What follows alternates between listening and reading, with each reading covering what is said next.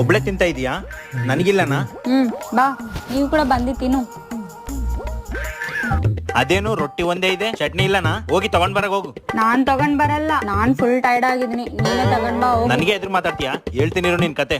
ಸರಿ, ಒಂದ್ ಕೆಲ್ಸ ಮಾಡೋಣ. ಯಾರ್ ಫಸ್ಟ್ ಮಾತಾಡ್ತಾರೋ ಅವರೇ ಹೋಗಿ ಚಟ್ನಿ ತಗೊಂಡ್ ಬರ್ಬೇಕು. ಸರಿ.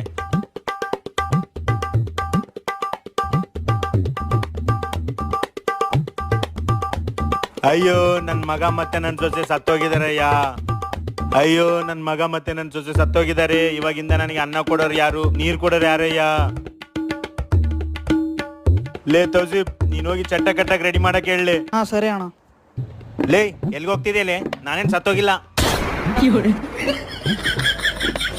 ಹೇ, ಫಸ್ಟ್ ನಿನ್ನೆ ಮಾತಾಡಿ, ಹೋಗಿ ಚಟ್ನಿ ತಗೊಂಡ್ ಬರೋ. ಮಂಗಲ ಭಾವನಯ